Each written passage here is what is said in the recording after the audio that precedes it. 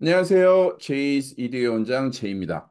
예, 요번 방송은 그동안 한 몇 주 동안 굉장히 바빴죠. 근데 지금 들리는 소문에 지금이 3월 22일인데 다음 주에 이제 그 IB를 비롯해서 최상위 대학들 레귤러가 아마 발표가 되겠죠. 발표가 되고 근데 뭐 들리는 소문에 테스트를 리인스테이트 할 탑 스쿨들이 더 있을 거라는 얘기가 지금 들리고 있고 그거를 대학에서 확실하게 지금 계속 그 가타부타 얘기가 있다라는 얘기가 있어서 그 전에 일단 학생들 공부에 관한 그다음에 학생들 ACT, SAT 시험에 관한 한 방송을 만들어 봤어요. 근데 한국에서 중고등학교, 대학교 그 공부를 하신 학부모님들 아이들한테 미국에서 나고 자란 아이들한테 너 계산기 쓰지 마. 그리고 특히 이제 그 저희 한국에서 그 외고를 다니다가 혹은 중학교 때 미국 그 유학을 준비를 마치고 수학을 선행하고 온 친구들 보면 계산기 사용하는 걸 죄악시해요. 왜 그러는지 한번 보도록 할게요. 제가 이 질문을 학부모님한테 한번 받은 적이 있어요. 한 번이 아니고 여러 번 받아요. 여러 번 받는데 특히 이제 한국에서 그 수학하고 관련된 일을 하신 분들이 저한테 이런 질문을 굉장히 많이 하세요. 한국에서 수학 전공을 하셨거나 한국에서 수학 선생님을 하셨거나 하시는 분들이 저한테 이 질문을 굉장히 많이 하세요. 선생님 계산기 사용 어떻게 생각하세요? 저요. 제가 어떻게 생각하는지 중요한가요? 학생들이 계산기를 사용해서 어떻게 잘하는지가 중요하지. 뭐 제가 계산기 사용을 어떻게 생각하는지는 중요하지 않을 텐데 사실은 학부모님들께서 이 질문을 저한테 하실 때는 이거는 충분히 답이 정해져 있는 질문이잖아요. 그죠? 저도 아마 학부모님의 생각에 동의하기를 바라고 하신 질문일 거예요.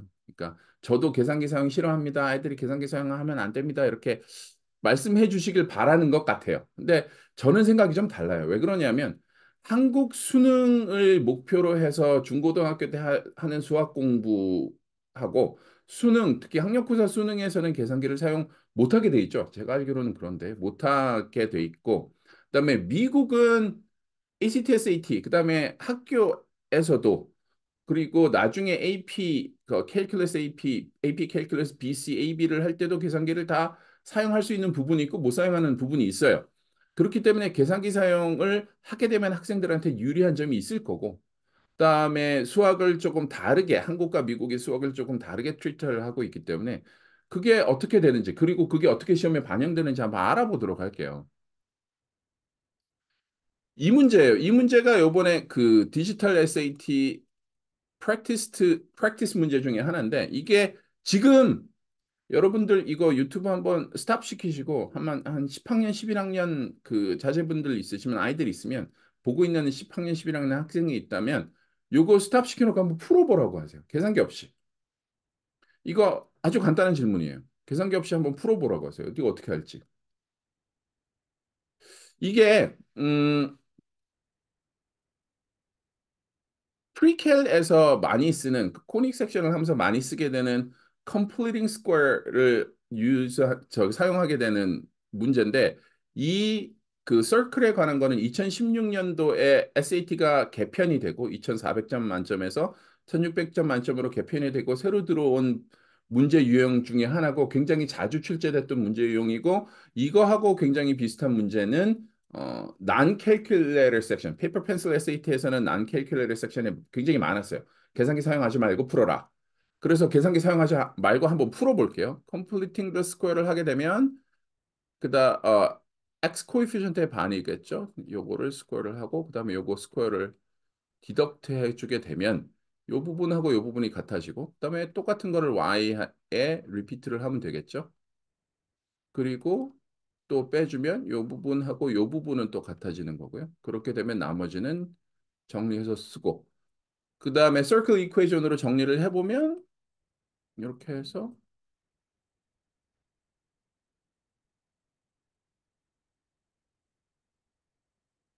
그리고 요거의 스퀘어를 다 그 both side of equal sign에 더해주면 이렇게 되는 거고 그 다음에 요거의 스퀘어를 both side of equal sign에 더해주면 이렇게 되는 거죠. 그렇게 되면 119 9 over 2 plus 1 half가 될 테니 200 over 2 그래서 100 그래서 100는 10 square 그래서 센터는 네게티브 1 half 네게티브 1 half 그다음에 radius는 10이겠네요. 그죠? 서클 이퀘이션은 지오메트리에서 배워요. 지오메트리, 코디네이트 지오메트리에서 배우고 요거 그 completing square method는 알gebra 1, quadratic에서 배우고 그다음에 이거를 가장 많이 쓰는 부분은 코닉 섹션 그에서 쓰게 되는데 제가 이거를 말을 하면서 풀고 한 1분 정도 걸린 것 같아요. 1분 좀 넘게 걸렸나요? 1분 좀 넘게 걸렸는데 저는 이 문제를 정확하게 풀 줄을 알고 그다음에 유튜브 이거 준비하면서 그다음에 학생들 가르치면서 여러 번 풀어본 문제니까 아주 그냥 막힘없이 풀었죠. 잘 풀었는데도 한 1분 걸렸어요. 그죠? 근데 만약에 계산기를 사용하게 되면 어떻게 되는지 한번 볼게요.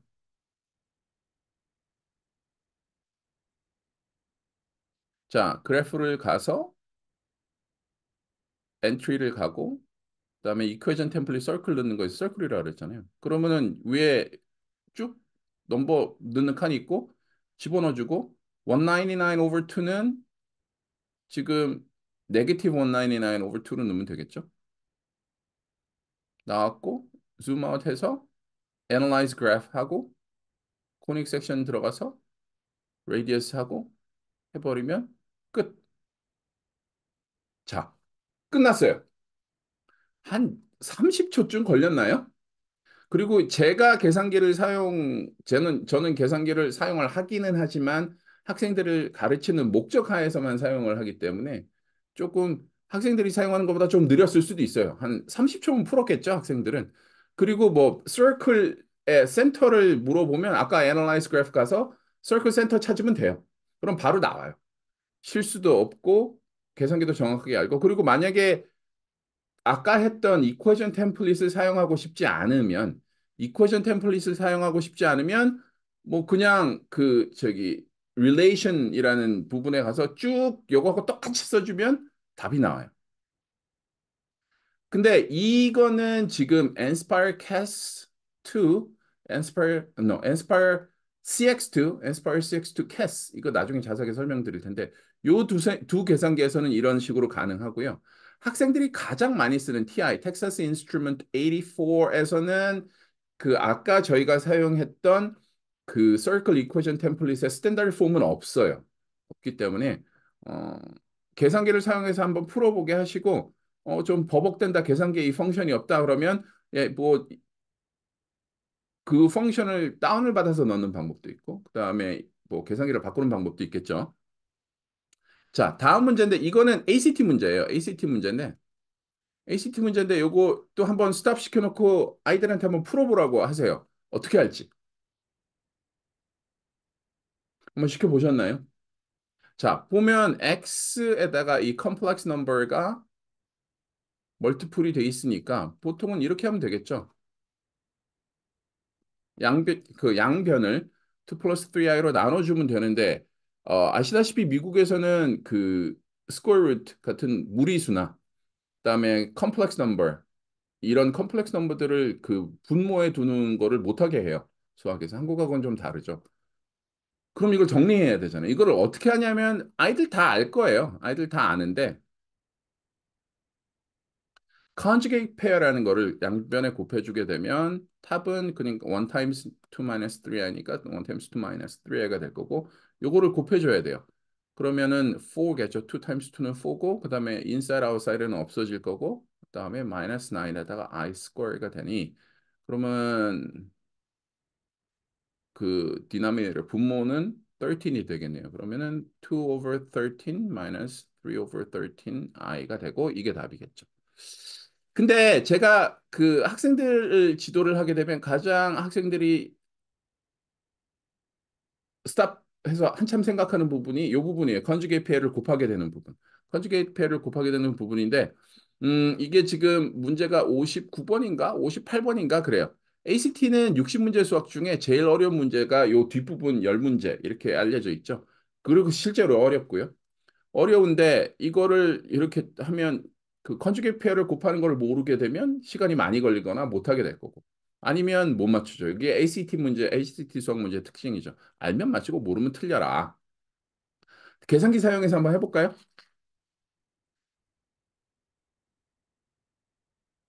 자, 이게 프리셋으로 돼 있어요. 분자, 분모, 이거 분수 넣는 거. 끝. 났습니다. 한 5, 6초 걸렸나요? 그냥 아무것도 안 했어요. 1 over 2 plus 3i 하고 됐어요. 그러니까 ACT 수학에서 한 57, 58번에 오게 되면 아이들이 시간이 많지 않아요. 마음이 굉장히 급하잖아요. 그러면 컨주기 페어를 평소에는 알고 있는데 시험 시간에 모르게 되는 경우도 있고 문제를 서두르다가 틀리게 되는 경우도 있는데 계산기에 집어넣고 7초 만에 풀 수 있는 거를 왜 아까 그렇게 해서 한 1분에 걸려서 문제를 풀까요? 굳이 그럴 필요는 없을 것 같아요. 그래서 제가 이거를 말씀을 드리는 거고 또 보시다시피 이 방식의 계산기는 Nspire CX2잖아요. Nspire CX2, Nspire CX2 CAS. 이 CAS에 대해서 나중에 설명을 드릴게요. 그리고 이 문제는 옛날 페이퍼 펜슬 SAT의 연습 문제였나요? 연습 문제 중에 하나 나왔을 거예요. 아닌가요? 근데 요거 또 한번 스탑 시켜서 풀어보게 하세요. 좀 풀어보게 하셨나요? 일단은 한번 볼게요. 어떻게 푸는지. 그 페이퍼 펜슬 난 캘큘레이터 섹션 옛날에 있었던 건데 그렇게 되면 양변에다가 디덕트 4를 하겠죠. 디덕트 4를 하고 2x 플러스 6는 x-1이 되고 미국에서 수학을 공부하는 친구들이 대부분 본능적으로 이렇게 해요. 왜 그러냐면 양변을 스퀘어 하게 돼서 그러면 2x 플러스 6고 그다음에 x 스퀘어 마이너스 2x 플러스 1인가 이렇게 되면 그리고 한쪽으로 정리를 하겠죠? x 스퀘어 마이너스 4x에다가 마이너스 5는 0고 그다음에 x는 마이너스 5에다가 x 플러스 1이고 0니까 x는 5나 네게티브 1이겠네요. 그죠? 근데 아시다시피 답은 하나만 넣어야 되는데 두 개가 나왔어요. 어떡하죠? 이거를 사실은 저희 그 수학을 알gebra 2에서 이거를 배우는 건데 implied domain 혹은 저는 그냥 hidden domain이라 그래요. 도메인이 숨어 있으니까. 여기 보면 square 2x plus 6는 x-1이 됐잖아요. 그러면 이 square root는 네게티브가 안 되니까 x는 무조건 1보다 커야 되고 이쪽이 large가 돼야 되니까. 그다음에 square inside of square root도 has to be positive or equal to 0잖아요. 그럼 2x plus 6는 그러니까 x는 네게티브 3나 그러면 어떤 게 더 constraint 도메인이냐면 이거잖아요. 그죠? 그러면 x는 무조건 네게티브 3보다 larger or 커야 돼요. 그러면 이거는 안 되고 요것만 답이에요. 이게 SAT에서 많이 쓰던 함정 문제 중에 하나인데 이게 학생들이 많이 틀려요. 많이 틀려요. 저는 이 문제를 SAT에서 굉장히 싫어해요. 왜 그러냐면 수학을 정말 못하는 아이들이 이게 만약에 객관식이면 답이 이렇게 나와 있어요. 네게티브 1 혹은 5 혹은 네게티브 1, 5 뭐 이런 식으로 나와 있어요. 그다음에 네게티브 1, 5 and 0 뭐 이런 식으로 1번, 2번, 3번, 4번 중에 하나를 골라라. 수학을 정말 못하는 아이들은 이거를 다 하나씩 넣어봐요. 여기다가 대입해보죠. 대입해서 안 되면 안 되는 거예요. 근데 수학을 어정쩡하게 알고 있는 친구들은 네게티브 1하고 5 나왔네. 네게티브 1, 5를 찍어요. 그리고 틀리죠. 수학을 잘하는 친구들은 5가 답이겠구나. 바로 아는 거. 이게 함정 문제예요. 근데 지금 디지털 에세이트는 모든 게 다 계산기를 사용할 수 있잖아요. 이거를 Ansper 6.2, 6.1에 CAS라는 계산기를 보면 이 CAS는 뭐냐면 Computer Algebra System. 그래서 미지수를 찾아주는 거를 계산기에서 알아서 하는 거예요. 여기 보면 그 캐스 시스템에는 solve라는 펑션이 있어요. 그래서 solve에다 넣고 요거 그냥 아까 요거 그냥 똑같이 갖다 베꼈죠. 그럼 답이 나와요. 오. 지금 DSAT 디지털 SAT에서 22문제 모듈 1, 22문제 모듈 2 나오는데 전부 다 캘큘레이터 계산기 가능하죠. 다 쓸 수 있어요. 그럼 왜 돌아가죠? 그냥 하면 되는데. 이거 푸는 것보다 훨씬 빠르죠. 그죠? 그러니까 계산기를 제가 학생들한테 항상 이렇게 물어봐요.